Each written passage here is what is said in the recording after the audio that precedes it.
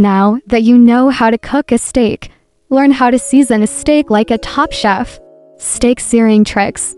Reverse sear for cooking. This method has become increasingly popular, and for good reason. It's a great method because it gives you some free time while the steak cooks in the oven. With a quick, final sear on the stove to caramelize the exterior. Broil in the oven to finish for a great crust. Sear your meat on the stove top and, to finish, pop under the broiler of your oven quickly to replicate at that steakhouse crust. Steak cooking myths debunked.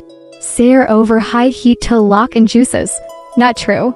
Searing over high heat does indeed help to create the beautiful crust on the exterior of the steak, but it does not affect the juiciness of a steak. This is determined by the cut of meat you are using and the manner in which you are cooking it.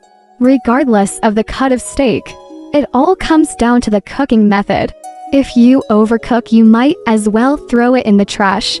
So, with larger cuts of meat, start in a cooler area of your grill, then transfer to the hotter area to finish. This will caramelize the outside crust without overcooking the interior. For a leaner meat, do the opposite, hotter to cooler. Only flip the steak once or the meat will dry out. False. Don't fear the flip. Flipping the meat will not affect whether or not your steak is dry. Again, it's all about the technique. Cooking your steak properly to the desired temperature will result in a juicy steak. Flipping and rotating the steak will allow you to control which part of the steak is getting the most heat. If one side of the steak is cooking faster than the other, flip.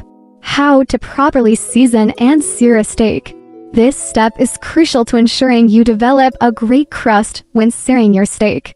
Diamond Crystal Kosher Salt is the best, in my opinion, because of the size of the salt granules. It allows you to season your steak appropriately without fear of it becoming too salty. Always use freshly cracked pepper to get the most flavor from your peppercorns. Add steak to preheated skillet and allow to cook, undisturbed, for about 3 to 4 minutes before flipping. After about 3 to 4 minutes, the steak should be deeply caramelized and ready to flip. Cook for an additional 2 minutes on the other side for medium rare. Adjust cook times for desired doneness and thickness of the steak. Once the steak has been seared on both sides, add a few tablespoons of unsalted butter and flavorings of your choice. Once the butter has melted, baste steak with butter and seasonings for about a minute. This technique is done at the end of cooking to prevent the butter from burning. If added too early on in the searing process, the milk solids in the butter will burn, resulting in a bitter-tasting steak. Remove steak from the skillet and allow to rest on your cutting board. Loosely tie your steak with foil while resting to keep it warm. Slice steak against the grain and serve with your favorite sides.